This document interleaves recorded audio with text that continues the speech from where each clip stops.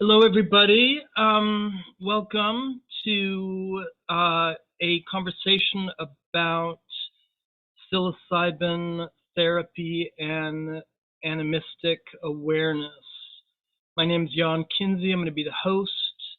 I am a shamanic practitioner, and I'm one of the organizers for the Fairy and Human Relations Congress, which is a gathering in person in July and online, well, actually throughout the whole year. And this is a gathering about how do we work with the intelligences of nature. So we get shamans and witches and Celtic fairy people, deep ecologists, and geomancers, and a lot of fun people. So tonight we have Scott Kloos and we have Jay Cusker. They've been part of the Fairy Congress, and they are part of the first group that has graduated in Oregon as psilocybin facilitators. So there's a lot of things that come up with that. You know, what is psychedelic therapy? How does that tie into awakening our own kind of animistic awareness, our deep nature connection? What kind of therapy, what kind of results are people seeing? Do you want to just kind of introduce yourselves, Jay and Scott, and kind of what is it that drew you to this work, and why are you excited about this? Go ahead, Jay.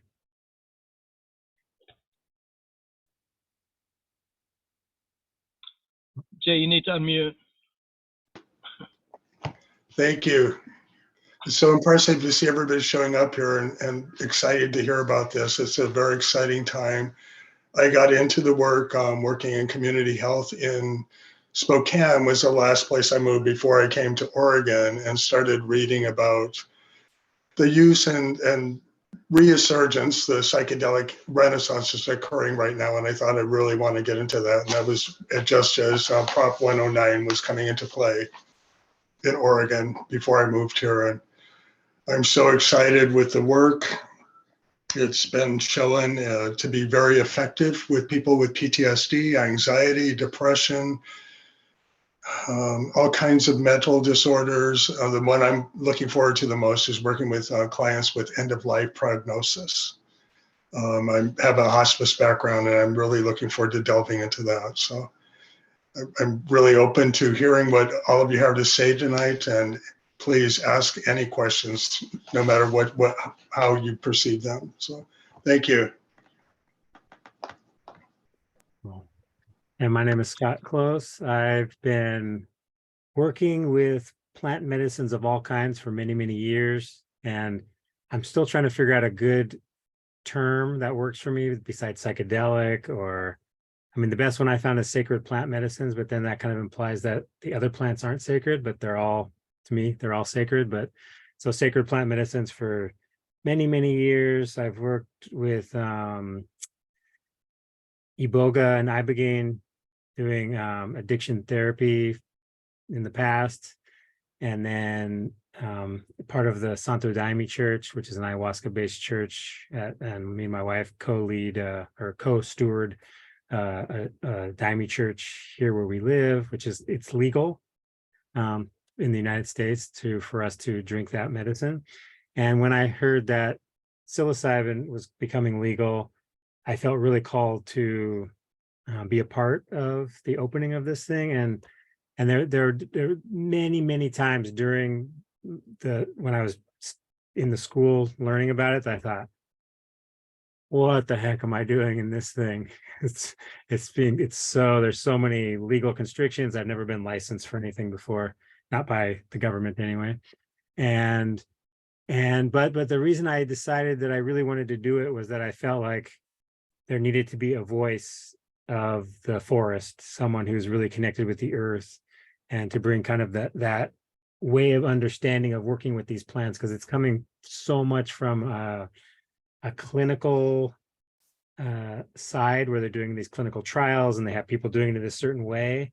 And I feel like as Jay was saying, and I'm totally in support of like these personal healings that people can have through these medicines. But I think ultimately psilocybin and other medicines that will become legal soon, I'm imagining, have the capacity to shift us out of this individual paradigm that is like, oh, me and my issues, and seeing them more from this perspective of the wider ills of our society, and how this medicine is going to come in and start to erode at the foundations of that structures that are in place that are creating the conditions for so much illness and depression and anxiety in our culture.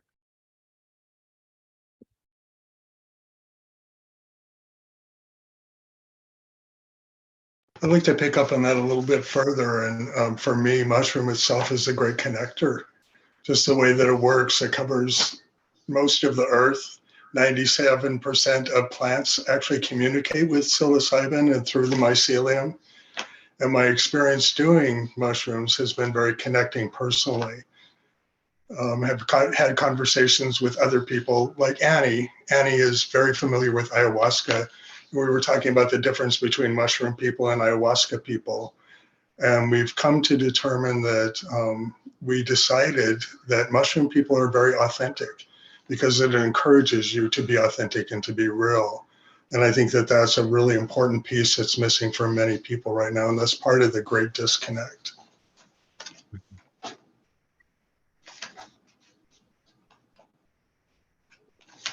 The other message that I get from mushroom, and it really helped me through the whole process of intertrek and learning, is to trust the medicine. And that's got to be one of the things that we as facilitators, we make sure that the clients that we work with know to trust the medicine, and the medicine will be there to help you. We've had some pushback. I've had some pushback from the Portland Psilocybin Society, because there are people that are upset with this initiative going through, and it feels like because of restrictions, and it's so expensive, it's outrageous to go through it.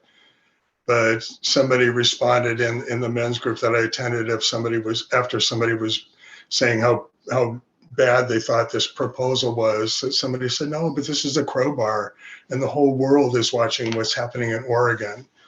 And I believe that the next states like Colorado and Washington and California are all looking at proposals. I think that their restrictions will be lightened up. And there is a possibility, the Republicans, believe it or not, have a proposal in legislation now to lower the classification of psilocybin and MDMA, so it would be as usable, it would be rated the same as ketamine, and could be more applicable and easy to attain and work with for clients all around. So everything we're going through in Oregon now may become mute in a year or so, because it will change and it will be declassified, so it'll be much more accessible. Thank you. So people I'm going to have kind of Scott and Jay talk a little bit about their experiences. You know, we got the legal aspect, we've got the community aspect, we have the therapeutic aspect, we have where I'm living in Portland. It sounds like there's a lot of people who are taking mushrooms, and then we're going to do this whole quantum leap, and there's going to be a shift here. But if people can put questions in the chat box, and like Joanna has her hand up, but if you could say kind of between the two of you a little bit about like an encapsulation of what was it that happened with the legal, what is legal now, and what are the costs, and what changes do you see happening in this, should we call it a psychedelic community, psychedelic awareness? Sure. Yeah. Go for it. Okay.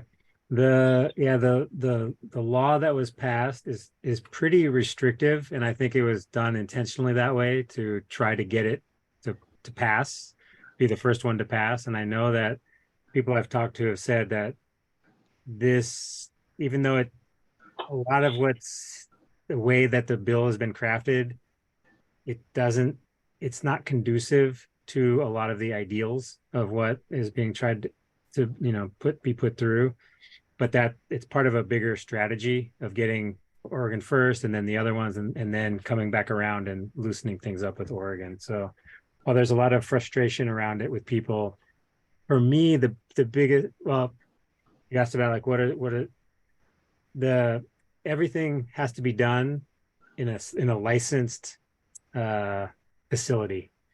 So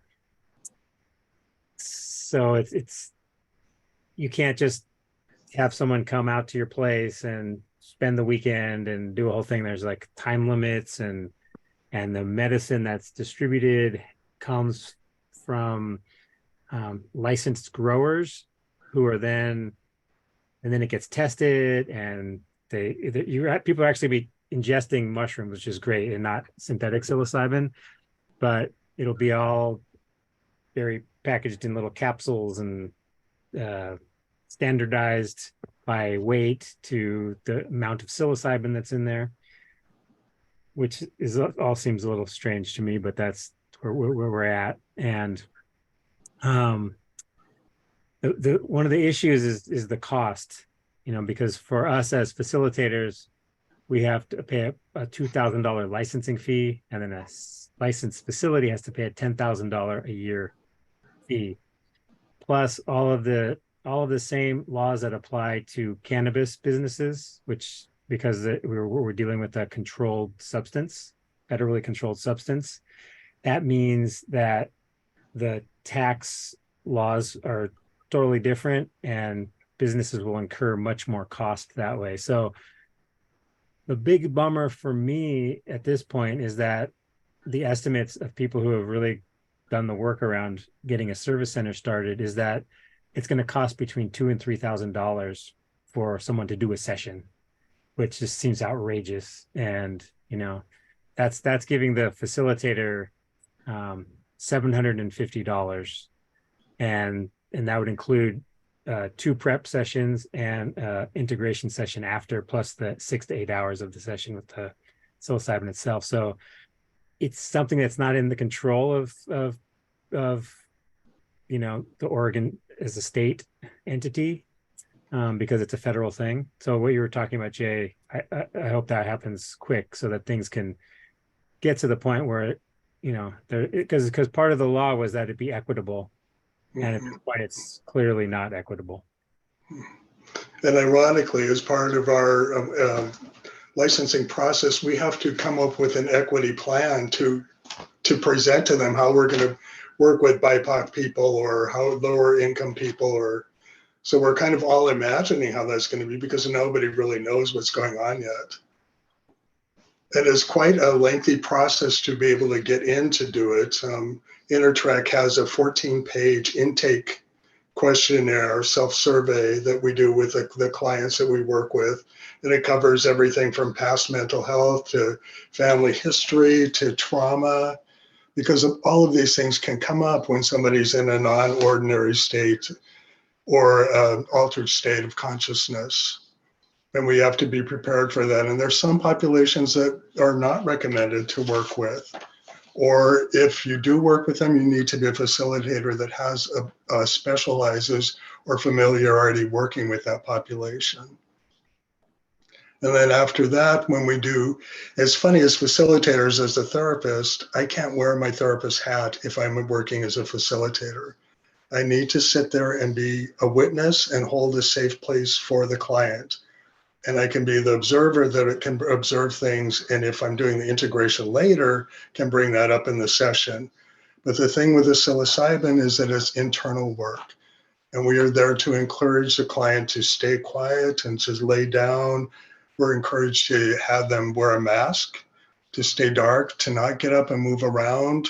And if they do, then we work with that, but we discourage that because we want people to be very calm and quiet and to do internal work on their own. One of the metaphors that we use for it is to get back in the canoe and lay down and let it take you where it's going. And then afterwards, there is an integration, but it isn't required by OHA. It's an option, but it isn't a requirement. And for me as a therapist, that's where the work really begins.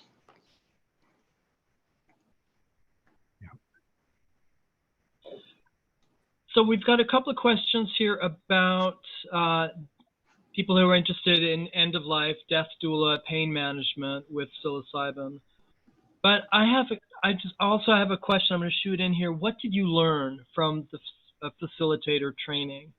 Like, Jay, you're a therapist. You're a family therapist. And Scott, you've been working with plants, sacred plants forever, it seems like, for a long time. What did you learn? Well, personally, for me, I learned that I would want to work, co-facilitate with someone like Scott, who has a lot of familiarity with the process and being with the client. And I also serve as a trauma specialist. So there will be a lot of facilitators who don't specialize that and won't be able to work with that because it's out of their scope of practice.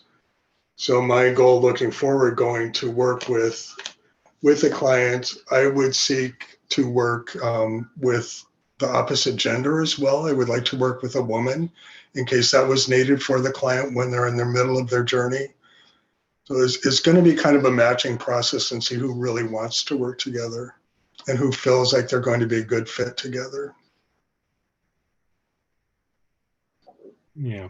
And for me, I think that most of that I learned from this course was kind of like the drug interactions and how to navigate all of that stuff and some of the more safety things and the, you know, the neuroscience, which is interesting to me, though I don't necessarily need to see a scientific paper to prove to me that these medicines have efficacy. But it was pretty interesting to see how some of the things that they've learned through that match up with my experiences. Also, there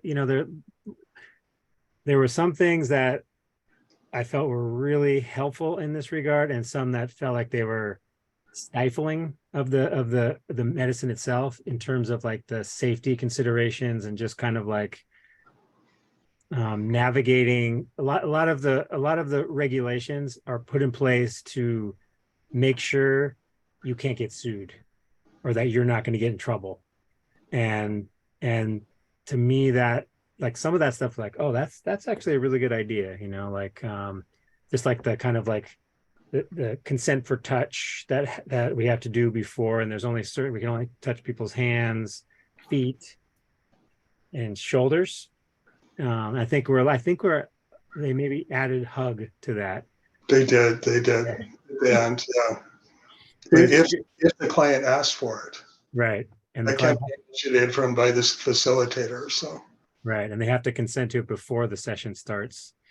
But some of the stuff just seemed like the law was crafted by people who don't have that much experience working with medicine. So for me, there's this underlying trust of the medicine through the relationship that I've developed with it.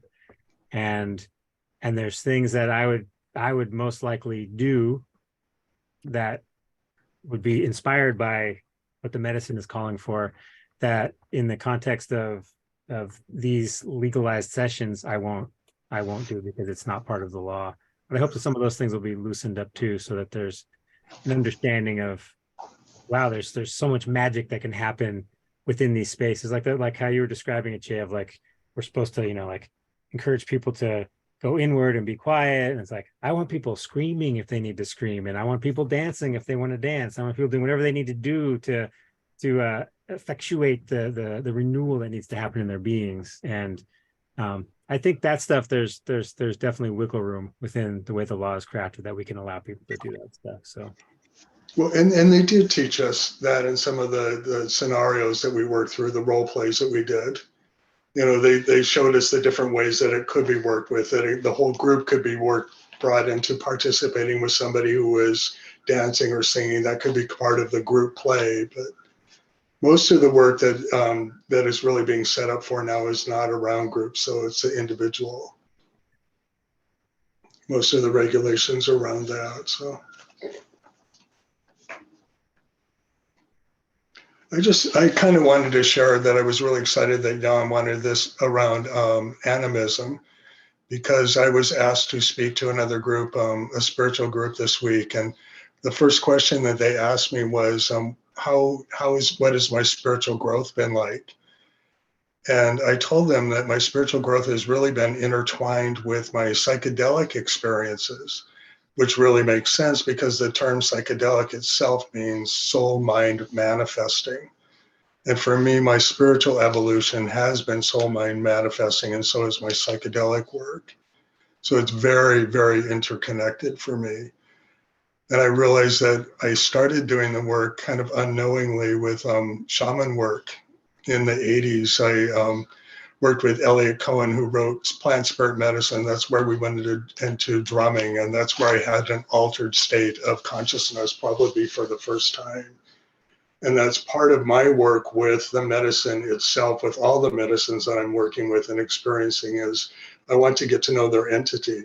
I know what the essence of mushroom is like. I'm very familiar with it. I can feel mushroom in my body because that was one of my intentions in going into the journey with it. And I also work with essences of all my power animals and guides. And Jan and I are going to work together to set up groups where people do shamanic journey work for several weeks and get their power guides or their allies and take them into it. And I will work as a therapist and process that with them afterwards and leading up and getting ready for plant medicine work. And then doing the integration after that, because that's my own personal process with it, learning to do the journey work and shamanic stuff without medicine. So I think that by the time I got into the medicine, it was like, oh, this is so familiar. I know where to go with this. I trust this already. That's so cool that you're going to do that, Jay. That's how I want to do it too, is to almost have it be like a course where people and they really learn how to open themselves and make themselves available for these medicines. Because especially if people are coming and they're going to have to spend a lot of money, and it might be a dud. But if if it's part of a bigger program, there's more of a chance that they're gonna be able to receive what the medicine has to offer. And then even if they don't have like the big mystical experience in their session, they'll still get all of that came before and that comes after. And they'll know how to hold on to that too. Yeah.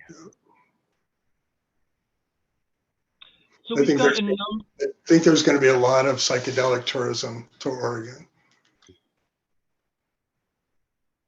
And they are saying that service centers could be open as early as June. They've issued 2 licenses for manufacturers, but they haven't listed any for facilitators or service centers yet. So it's been really interesting watching the OHA response to the licensing, because I'm getting texts and emails from them often saying it's this far in its process and it's moving forward, and which is really interesting because I feel like they realize they're under the microscope and everybody's watching how it's rolling out in Oregon. So they want to be very careful and make sure that everything is in order and transparent. Jay, thank you. So we've got a lot of questions here, but I've got one, like, can everybody benefit from psilocybin? Michelle has an interesting question here about what conditions or populations is this contraindicated for? And could you talk a little bit about, we talk about microdosing, then you have kind of the 2-3 gram dose, and then you have the heroic dose, which is like 5 to 7 5 grams is the maximum that the state will allow. Okay. Can you first say something about contraindications, like what populations would you not recommend this for? Well, as a therapist, borderline personality is really difficult. And one of the things that I'm going to add to my questionnaire is how is your relationship with disappointment? Because people that have a tendency to expect to be disappointed will be disappointed with their journey. And they can flip to that. And if that is so, then it could be the facilitator's fault and be taken out on them. With schizophrenia, we're encouraged not to work with schizophrenics as well. So, and people who are actively using SSRIs, the people either need to taper down on them, or because if someone is taking SSRIs, it requires more psilocybin to get the same effect with someone who's not. It can, not for everybody, but it can. Right, right. That's true. We don't know about it's variable for everyone. Yeah. And some of the like DID is contraindicated, which is, can you remind me what that stands for, Jay? Dissociative disorder. Yeah, dissociative disorder. And then people who are taking lithium, because lithium and it's one of the few things that there's actually like a negative interaction with psilocybin is lithium. People can have seizures. So people who are taking lithium and people who are taking an SSRI and an MAOI inhibitor, so that's contraindicated. And then if you have really high blood pressure, because the psilocybin actually increases blood pressure. So if you're like above like 160, then you have to get that down before you can do a journey. Okay, so I've got a question here about what is an SSRI? What does that stand for? What is it? It's a serotonin retake inhibitor. So, for example, Prozac is a SSRI.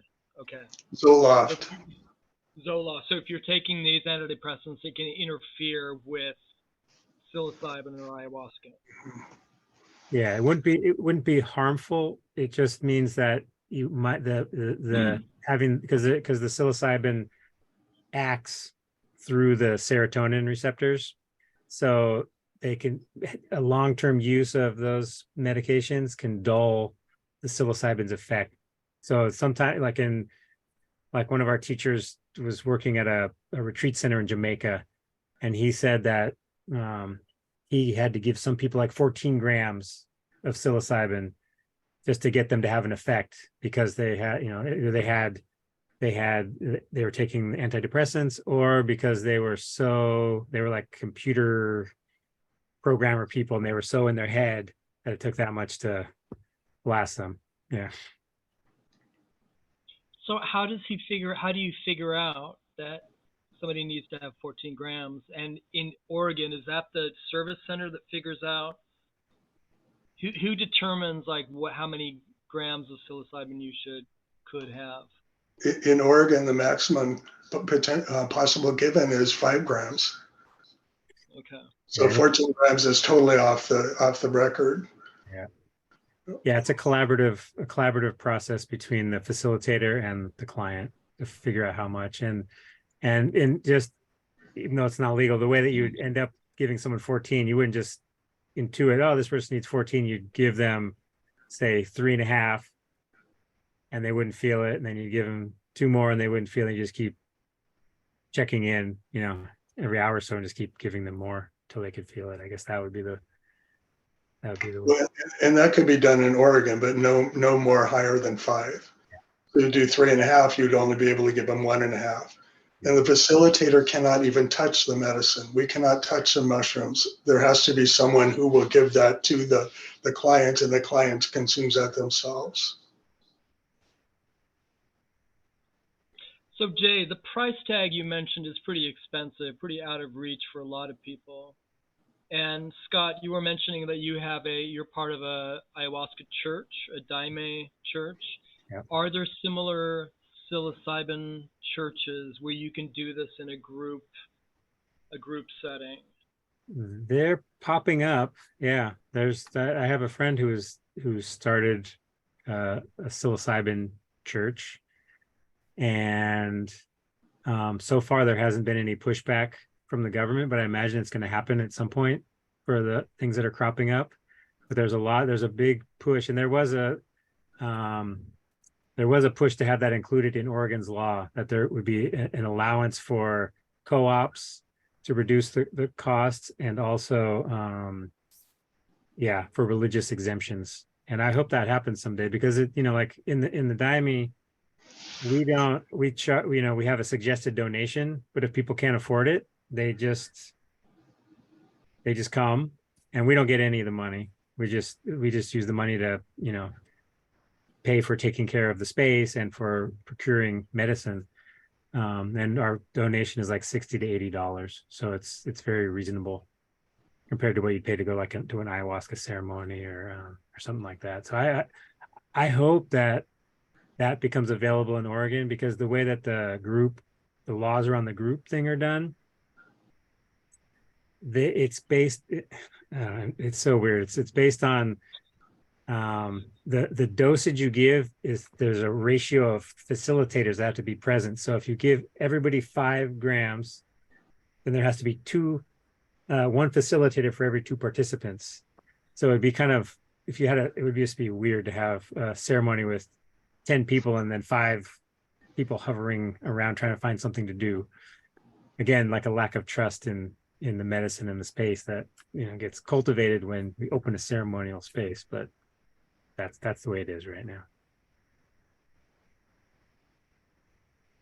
One thing I really appreciate about the fact that Oregon is being so rigid about it is that it's teaching people that it's not to be just a recreational drug, that it has therapeutic benefit, and if it's revered and processed as a sacred ritual, that it'll be more effective in the long run.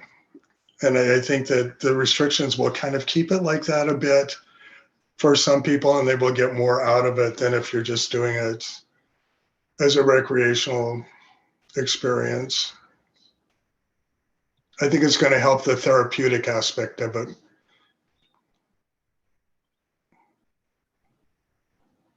So I'm curious if either of you could say something about the therapeutic effects. Now, we were hearing a lot about research. There's an ayahuasca church in Amsterdam that has really good results with dealing with heroin addicts, with veterans with PTSD, with depression. What are things that you get that really excite you, and what are things that we need to be paying attention to in terms of like the efficiency, the effectiveness of these plants?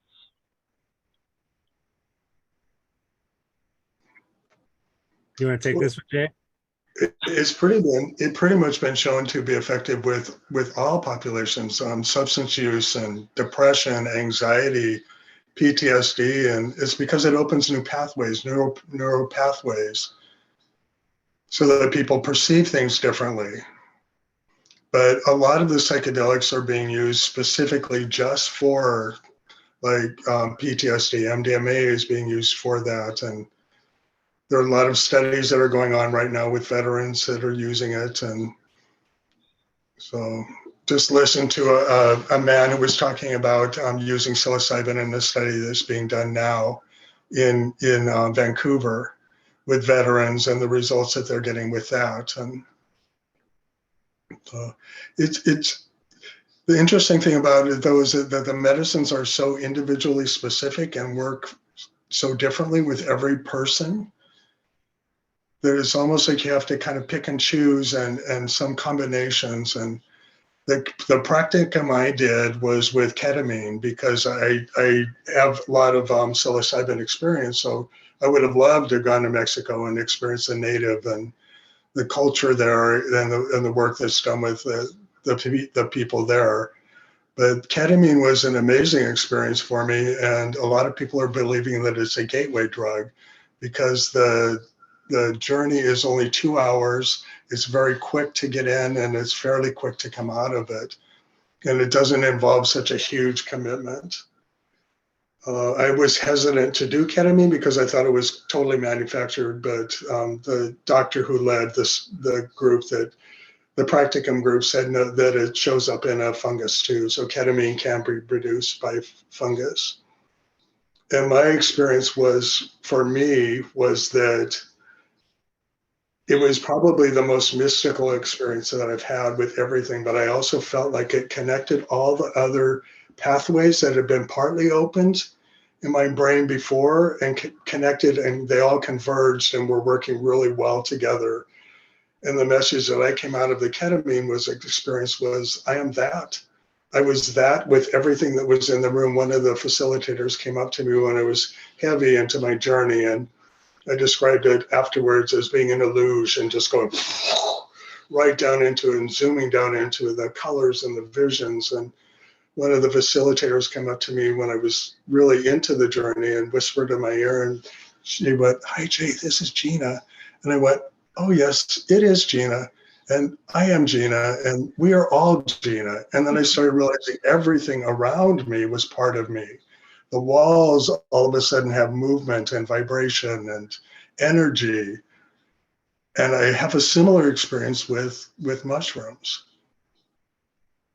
And I think that if people recognize that we are more connected than disconnected, and to hold on to that, then definitely going to be a lot of healing going on with that.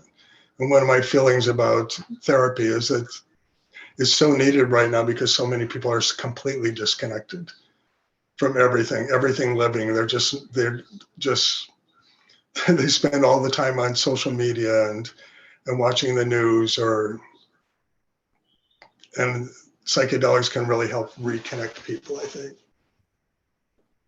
Yeah, and with all of the studies that are happening, like in the clinical settings, that I mean, they're having great results for like treatment-resistant depression. That the pharmaceuticals don't do, clearly aren't really. They have their place, and they can help people, but as a long-term solution, they're not.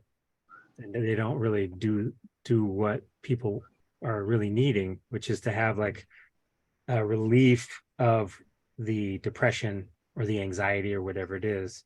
And the one of the things that I'm aware of is that the in the studies, they're really picking like the best possible clients that they know will have good outcomes, which is creating expectations. Like people read Michael Pollan's book and they read about all these people that have these amazing experiences, the most mystical experience of their life, which can happen, but it doesn't happen for everybody. So it's important to like not read those things and think, oh, that's going to happen for me. Because like Jay said, it's going to come for each of us as we need it.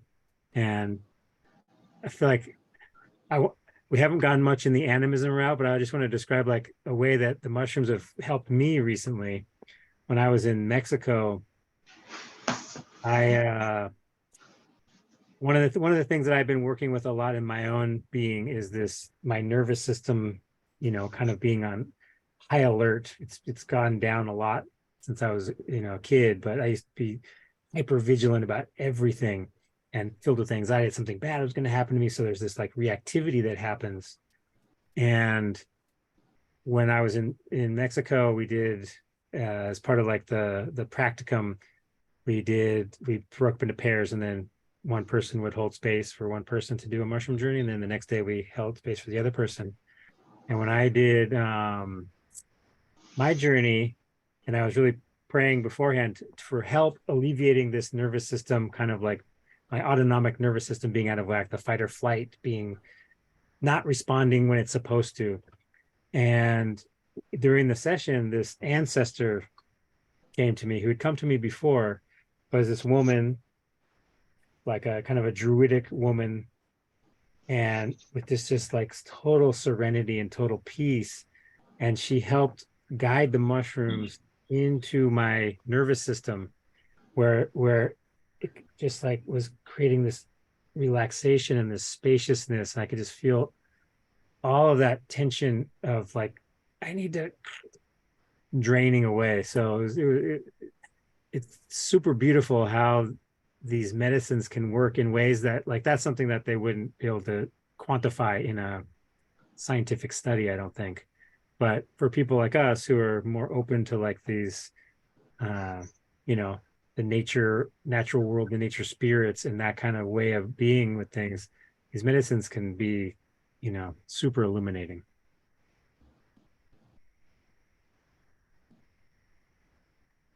Thank you, Scott. So we have a number of, I'm looking at all the the squares here. There's a number of therapists here, and we have a number of shamanic practitioners. And then I also have questions about end of life. Actually, can we say something about end of life? Like how do you use psilocybin with hospice and with pain management? From what I've read from the experiences of people that have done psilocybin journeys, when they've been given a prognosis for end of life, is they realize that it doesn't end.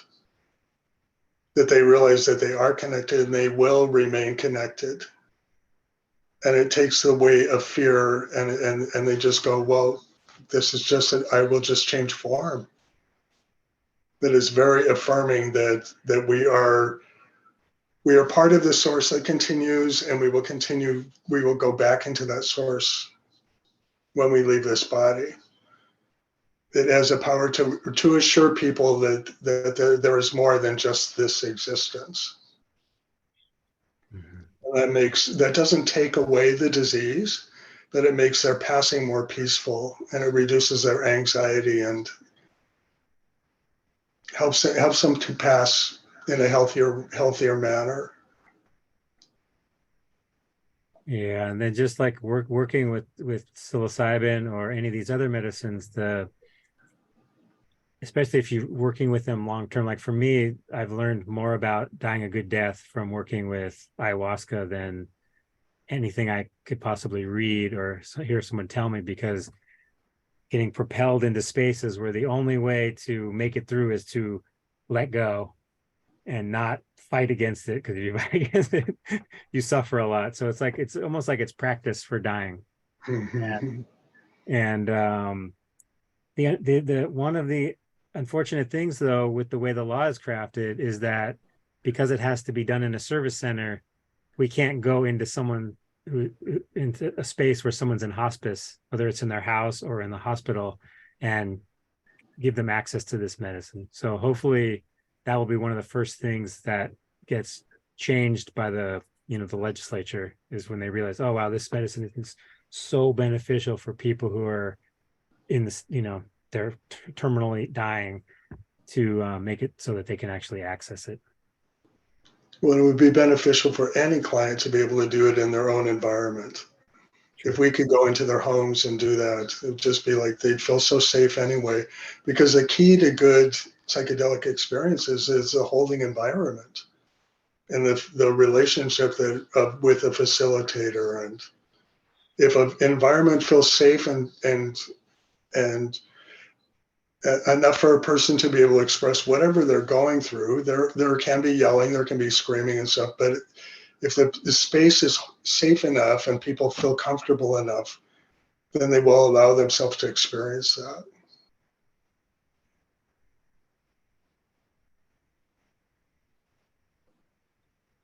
Is it being used for pain management? If somebody comes in, they're dealing with a lot of pain. That was one of the questions here. I don't know if that's a specific way that people are applying psilocybin, but definitely I've seen people with, I don't have as much experience with psilocybin, but I have experience with other things where,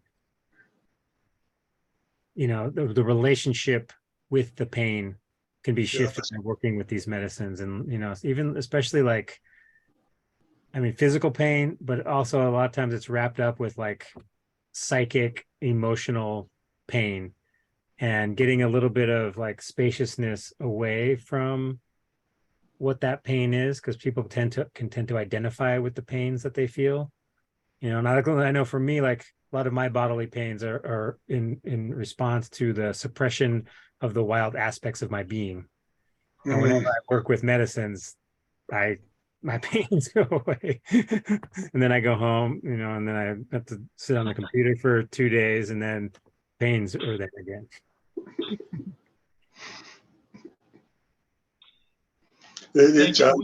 Ketamine studies have been done with it, and it's exactly as Scott said. It doesn't really take the pain away, but it just shifts the focus from it, and that's probably opening new neural pathways to be able to shift the focus from that.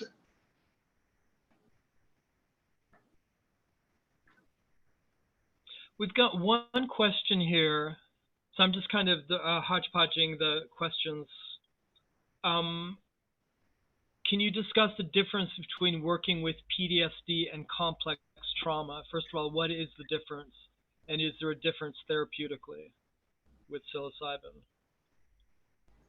Actually, that's such a great question because most people think that you have to be a veteran or you have to have some horrible experience in your life to have trauma, to have experienced trauma. But it can be the little things that pile up, the little things that you were ignored with or neglected from when you were a child and you weren't even aware of it.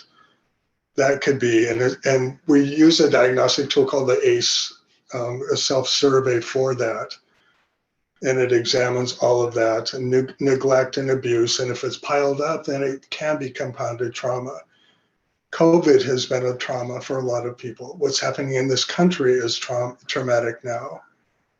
So a lot of people are compiling trauma on top of trauma, a lot of historical trauma that hasn't even been examined yet or explored.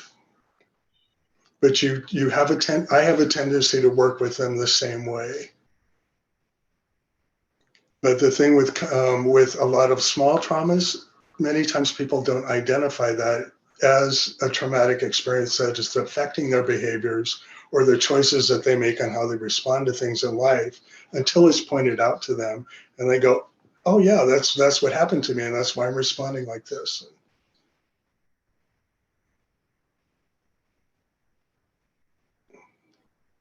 Yeah, and even just being a sensitive person in this culture is traumatizing. And these medicines can definitely help navigate our relationship to the sensory inputs that we receive so that we're not just being overwhelmed all the time.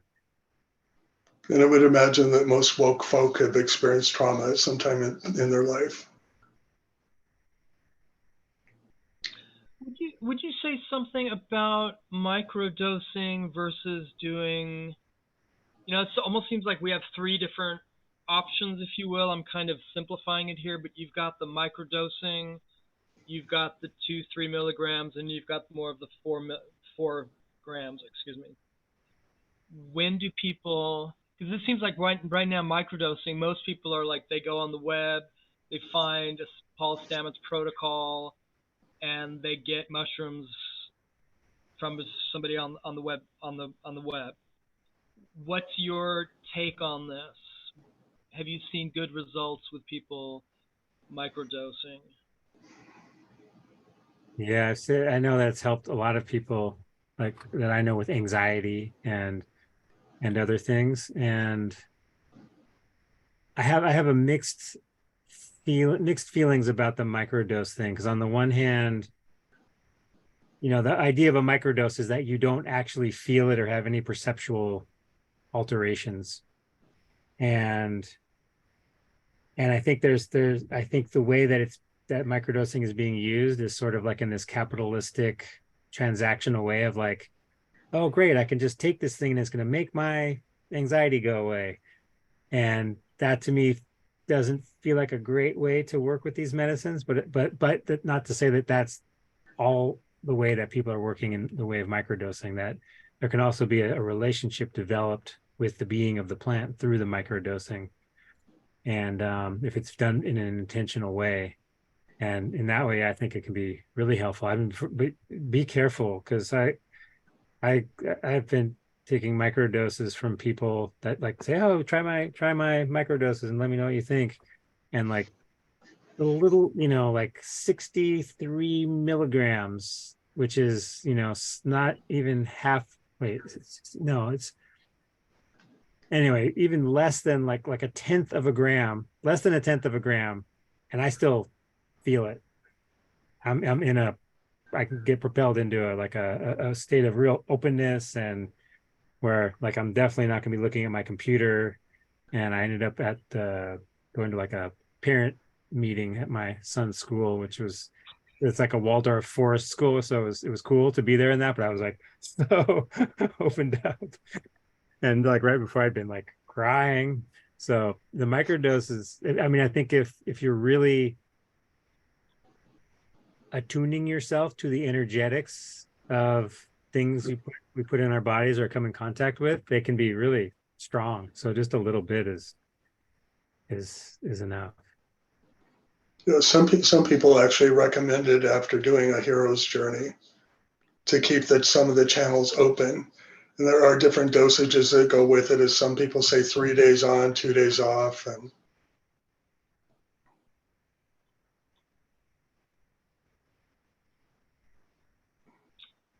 I am curious. So I would love to get a shamanic question here, a shamanic approach. We have a number of shamanic practitioners here. Do you have any questions? Have you been treating people have you had to go in and treat people after a psilocybin experience with soul retrieval or grounding or anything? Do you have to mop up people after they have a psilocybin experience?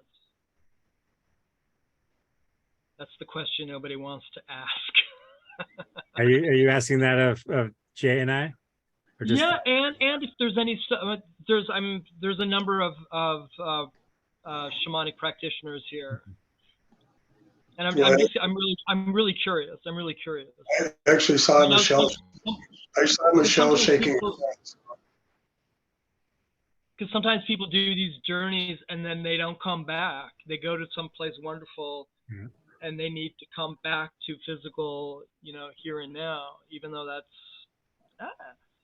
Or they've picked up something along their journey, like some other interloper. Anybody want to take that question? Or I can Scott, say go for it. Yeah, I mean, I haven't had that experience with people working with mushrooms, but I imagine that maybe that will come as they, more and more people are working with them. But definitely with ayahuasca, I've had, people referred to me who, and oftentimes it's from the poor facilitation of the space that allows something to get wonky with the person, and they can be, propelled out somewhere, or they're not grounded. Yeah, like you were saying. And yeah, so I just talk to them, let them know it's normal. I give people, give them some red cedar and help them get grounded. And it's been good. But I've also seen people get really, really spun out, and I think in those cases there was some maybe kind of like underlying predisposition towards mania or psychosis that gets activated by working with the medicine.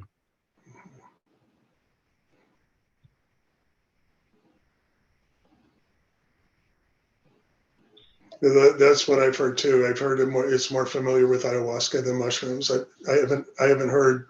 I didn't hear anybody talk about people getting disassociated or having trouble coming back. Or there was a lot of discussion about people who talked about having bad trips, and of course, some of the response was, "Well, there are no bad trips." And of course, that's if you tell someone that immediately shuts them down and puts up a wall. But in working with someone who says they have a bad trip, what I would do is explore it and see what came out of it and what was there that they could hold on to. And maybe that was the meaning of what was supposed to happen in the journey itself.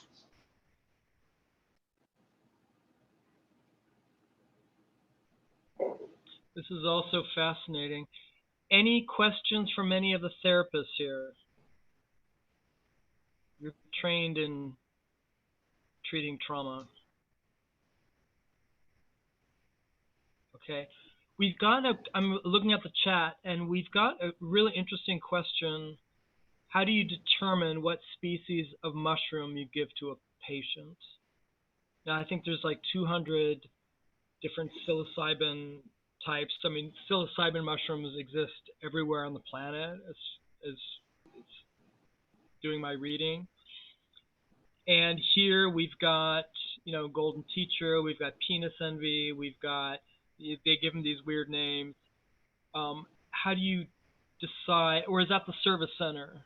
Like if I had tons of money and I wanted to do a trip and I would go to the service center, how would they decide which species of psilocybin I would get? The ones that you're describing are just varieties or strains of the psilocybin, Psilocybe cubensis. And under the law, it can only be, there can't be any of the strains. It's just straight Psilocybe cubensis. And can't be like we have species that grow wild in Oregon. There's like the Psilocybe azurescens and oh, what's the other one? There's another one that grows out at the coast, and those can't be used in the legal framework. Unfortunately, they're really, really nice medicine. And the facilitator won't have a say what's being used. Yeah. And I would say, you know, in some sense, it doesn't really matter.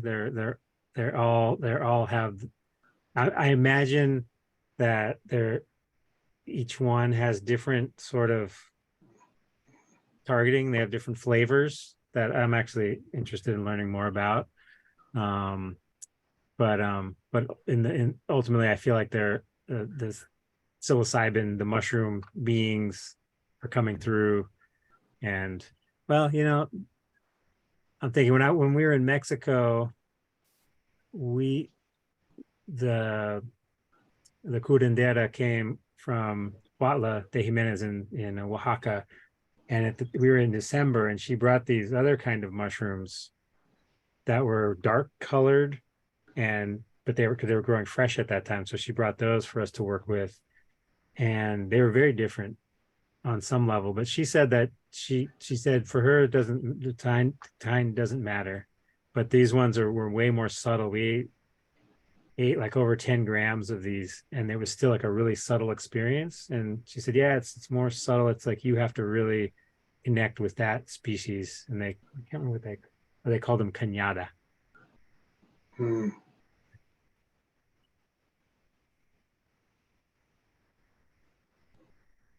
is so fascinating. We've got another, we're going to go moving on here. We've got a question about the effect on traumatic brain injury. And we hear a lot about neurogenesis, that mushrooms can regrow pathways. And it's being used, if I'm not mistaken, for Parkinson's, Alzheimer's. Can you say something about the effectiveness? And I'm going to have to slip away for a bio break. So Scott, you want to take that? You want me to take that one? Sure, I can say a little bit. The research is showing that it's neurogenerative, so people actually regrow neurons and neural pathways, and the psilocybin kind of facilitates the what we call it, not just on the physical level, but in like the connections between different parts of the brain to help the neuroplasticity. Yeah, the neuroplasticity and the neuroconnectivity. And I just recently heard there's a guy who's like, you know, big in the psychedelic scene, and he had got a major concussion. He had like a skiing accident or something, and he was saying that he learned afterwards that psilocybin right away, when you have like a traumatic something happens with your brain, can be really helpful, as well as CBD for reducing the inflammation that comes from from those impacts. So yeah, there's definitely benefit for stuff like that. There's so many studies going on right now about all of that too. So.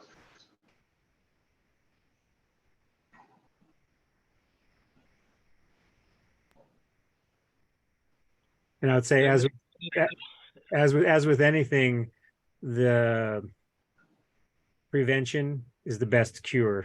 So having that's another benefit of doing like a microdosing protocol or just kind of semi-regular work with psilocybin is to keep your brain healthy, your actual brain, physical brain healthy.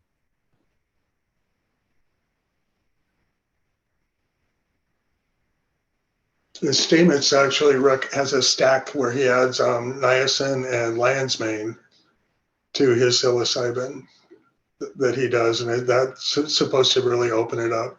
One of the things we can't do with in Oregon is we can't lemon tech, which is adding lemon juice to the psilocybin, which creates makes a process of turning it into psilocin even quicker. So that makes the journey faster. You get into it quicker, but we can't use that as facilitators.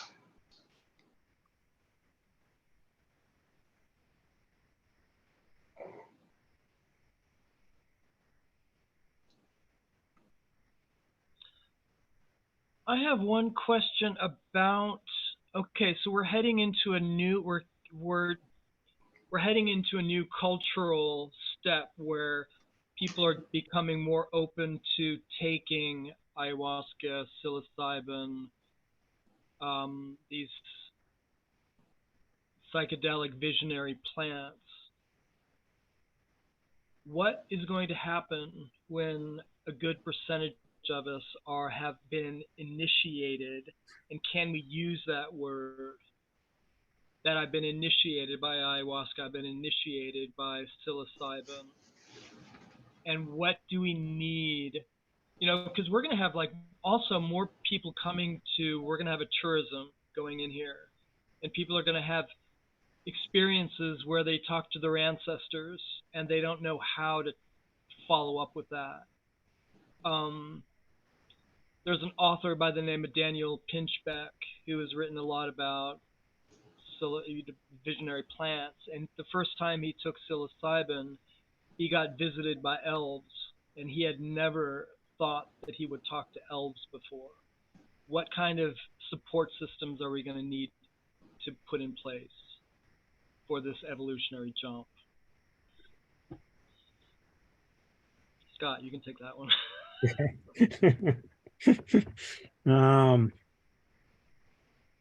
I mean, we're going to need people that have had those experiences to hold the space for people to be able to make sense for themselves of what they're experiencing. And I don't think that that's how most of the practitioners, the people who are being licensed as facilitators, aren't coming at it from that perspective. It's more of like a psychological, psychotherapeutic, medical thing.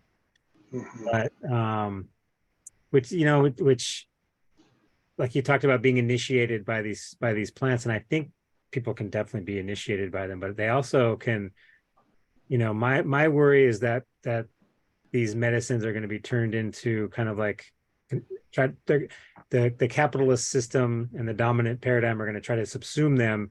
And even some of the stuff like with the the vets and the soldiers, some of what's behind that is not just to help the soldiers, but to ensure that you can have soldiers that you can then put back in to fight the wars. It's not about like stopping the wars.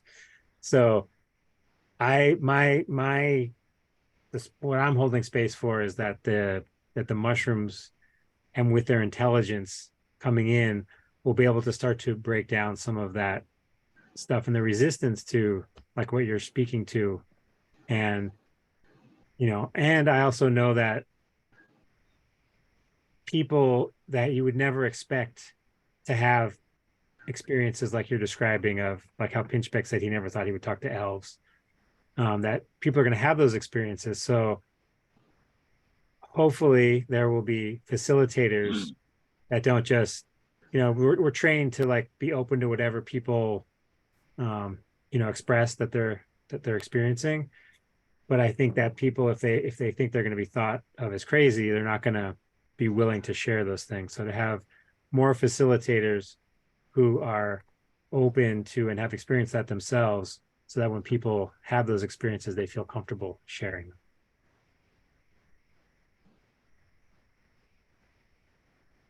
It's really interesting looking at this field, because it's a requirement that you have to have experience using psychedelics to get into it. it can't be something like recovery from alcohol, where somebody could not be in recovery to work in the field. But it's highly recommended that we do have experience with it, and it makes so much sense to me because then we really understand what the medicine does, and we can help guide people on their own journeys because of that. And one of my big concerns is that so many of us that are getting into psychedelics are people like me. They're white, privileged, educated people, and I feel like it's good that we're all doing this, because eventually it's going to ripple out and it's going to affect the collective and the way that we process things. But how do we reach these people that don't even know about psilocybin yet, or don't have a clue about it, or how it's going to work, and definitely can't afford to do it? And even in our cohorts, there were very few people of color, and that's pretty much how it is in healthcare and mental health anyway. And Yeah. And thankfully there's like the Alma Institute, and I think some of the other training programs are nonprofits that are specifically making space available for people of color and and others to become facilitators. And then they're also going to have a service center that will have subsidized sessions for people. But we need a lot more of that for sure.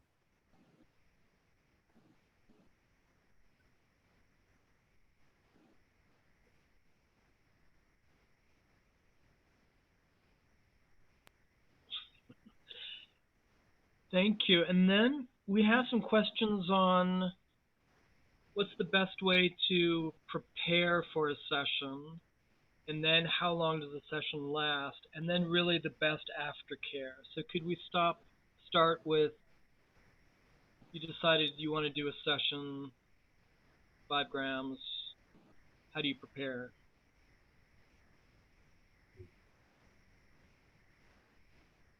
I mean, depends on it's going to be different for each person.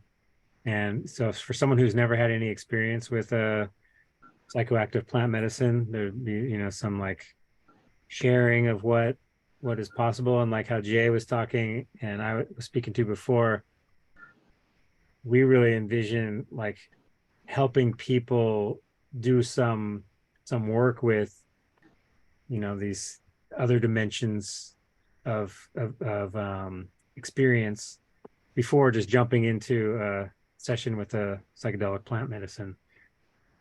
But otherwise, it's just a matter of helping the person craft an intention. And for me, the intention is, going along with my animistic orientation. The intention is not so much about I want this and I want this and I want this to change in my life, though that can be a starting point, but really like opening oneself to, so like creating the space for people to open themselves to, wow, what is it that I actually need so that I can receive so that I can bring my gifts to the community and share those gifts with the community and operating, for me, that's what I try to encourage people to do, is to operate from that space, because then that way the attention usually comes through. If you're specifically trying to figure out with your brain, your mind, what you think you need, you're probably going to be disappointed. right. And the law of attraction says when you think about need, you attract need. So if you think about what you need, I need, or I want, which is going to get is more want and more need. The intention is really the key to it. And one of my favorite phrases that I will be using is, what do you want the mushroom to decompose? Because that's what mushrooms do. They decompose things. So what do you want to give up to the mushroom to decompose and to process and help you filter through? Mm-hmm.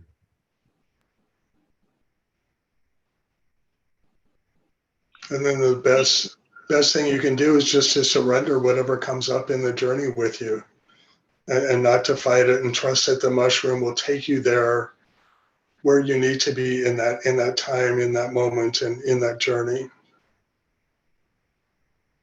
Yeah, and I always tell people before working with medicines like this that there's no matter what you think, there's no way you can do it wrong. Even if you go into the session and nothing happens and you're just struggling and you're fighting, that's part of a longer process. So to like take the pressure away from this being like, this is my chance and I'm going to get everything I want from this session. Sometimes people they'll experience almost nothing in the actual medicine session, but then in the weeks afterward things start to unfurl, and sometimes people won't even realize it, and they'll come back and they'll say, yeah, nothing happened, nothing's happening, and like, oh, you want to tell me what's going on in your life? And then they start describing these things that are happening. It's like, that's exactly what your intention was. But it's hard for people sometimes if they're so caught up in that narrative of, oh, I'm this way, or I'm not going to get what I want. So yeah, and that's where the integration part comes in. So it's so important. And what I try to also encourage people to do is to not think about like, I had this experience and how do I integrate this big thing into my life, but more to think of it as like, how is this experience helping me become more integrated in the fabric of life? So instead of like figuring out what it was, letting it figure you out for me, seemed like a better way to approach it.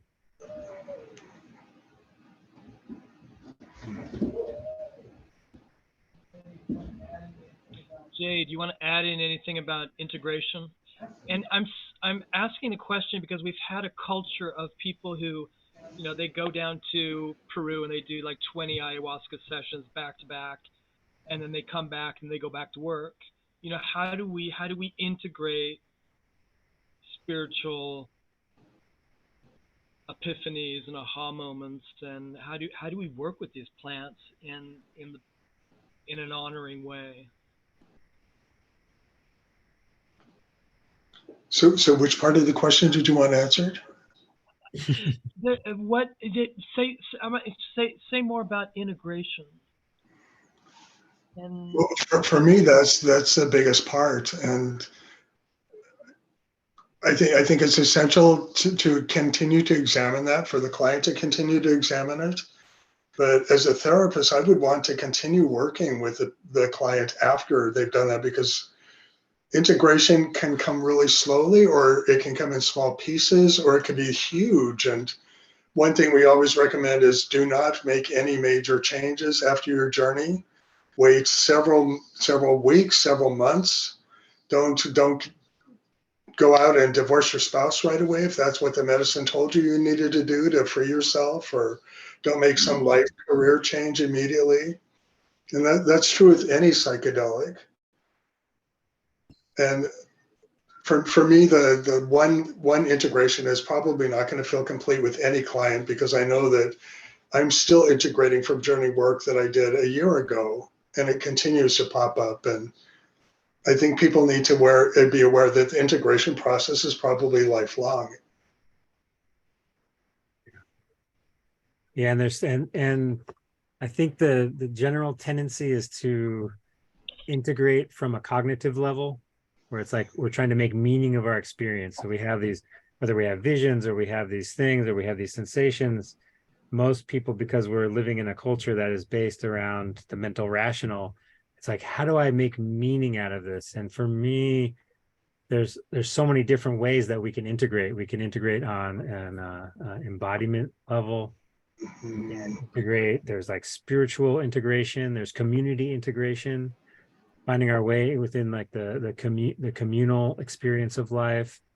And yeah, there's many ways. So it's like as I'm working with people, I'm trying to see where it is that they like, not trying to impose like, oh, you're doing it on this cognitive level, although I might suggest that there might be other things that they're experiencing or other ways that they could integrate those experiences, but to kind of pay attention to where people are naturally doing that. And sometimes it can be, the best integration can be, oh, dance. Let's move our bodies, because that's how our bodies want to like learn new ways to move themselves.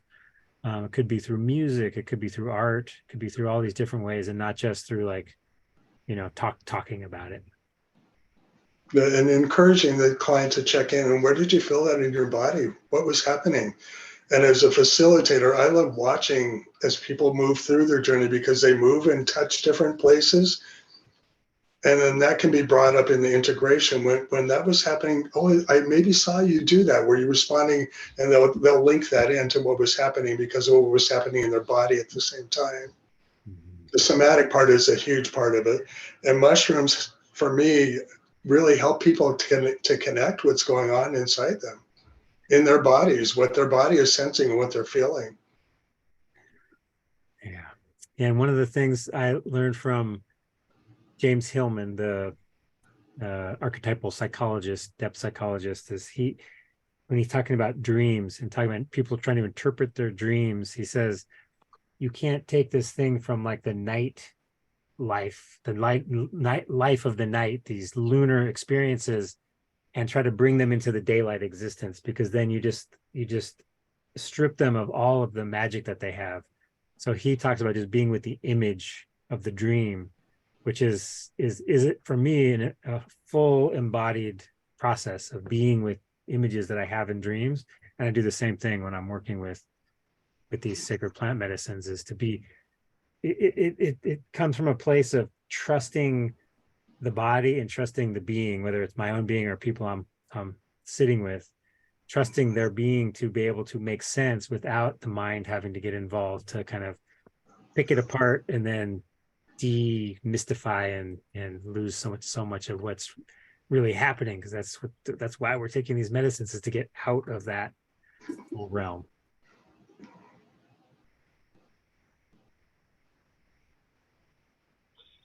Scott, since you're on that topic, so Scott has been a presenter at the Fairy and Human Relations Congress talking about how do we plant spirits, and we've had a lot of beautiful plant ceremonies with local medicinal plants.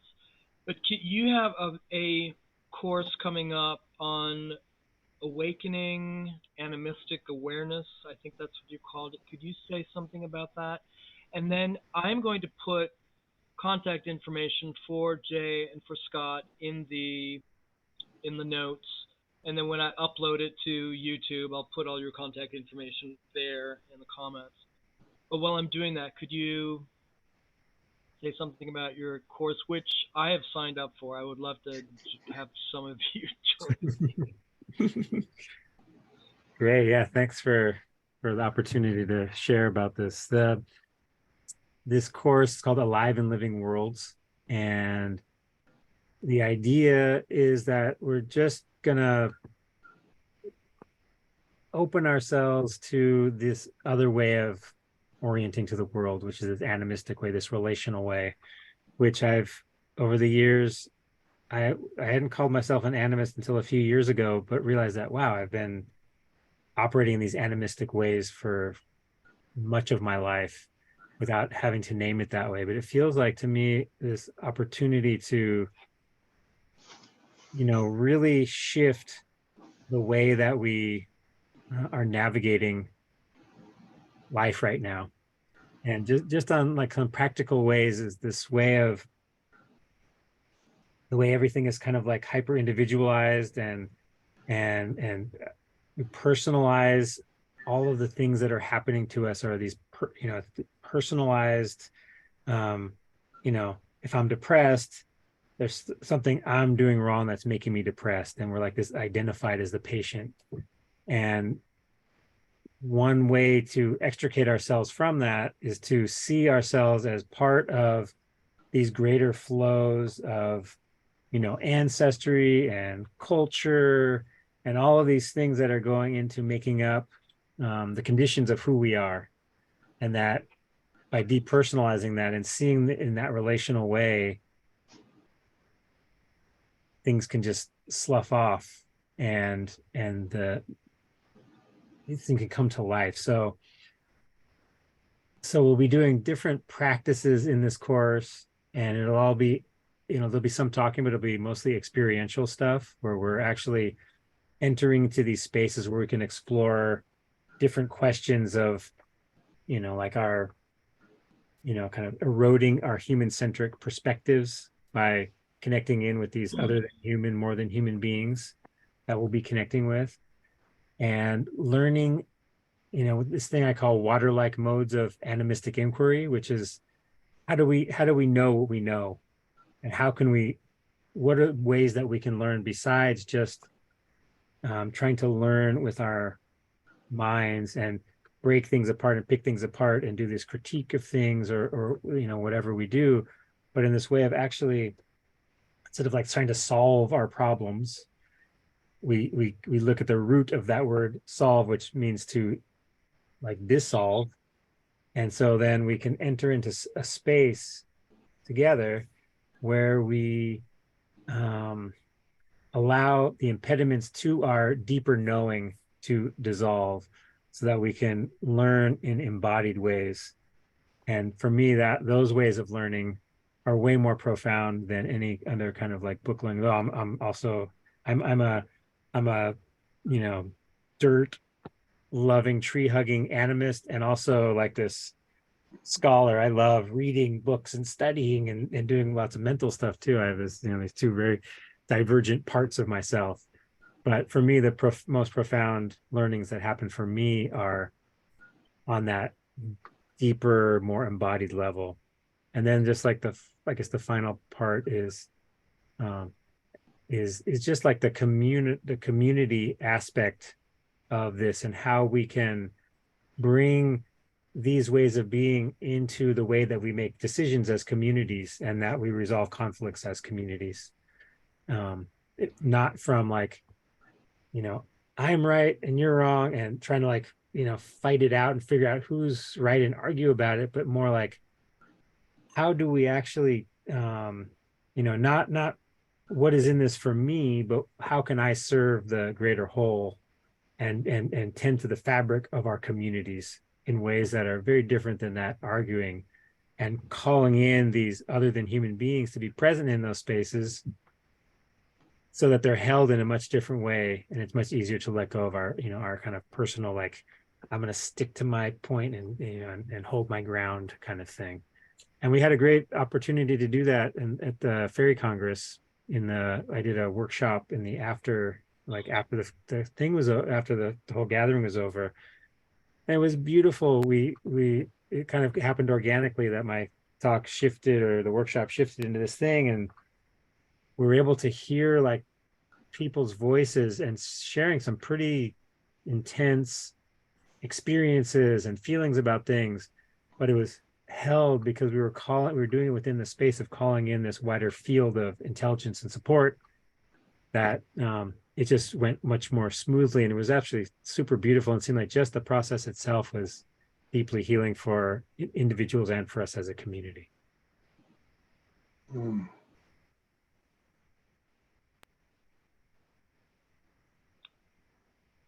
Scott, thank you so much. And any other? So we're coming kind of close to our time. There's lots of questions. I love this. I love your curiosity. Anything else you want to add to that, Scott, before we close up, and then we'll hear from Jay and. No, just thanks. I appreciate everybody for showing up and having interest in this this new opening that's happening in Oregon. And hopefully at some point Jay and I will be available for that work as things progress, and just to really invite us as a community to hold space for these plants, for the mushrooms and these other plants that are entering into our society, that they be held with the deep respect and regard that they deserve, and that it be and that the people that are going to be facilitating also have that deep reverence for what these plants have to offer, and that we really, even though we're going to be doing it in a way that is culturally aligned, that we still honor the indigenous roots of psilocybin, sacred mushrooms and other plants, because all of the work that people have done for thousands of years to develop relationships with these plants, whether we're aware of it or not, we are making, we are benefiting from all of that work, because these grooves have been kind of created for these medicines to work with humans. So just to, whenever we work with these plants, to have that in our hearts and our minds, and to really have gratitude for that, for all the work that's been done before. Thank you, Scott. Jay, what are your dreams? Well, my dreams are that we will all be able to experience this at some point in our lives if we're open to it, and to expand the consciousness. It's so exciting.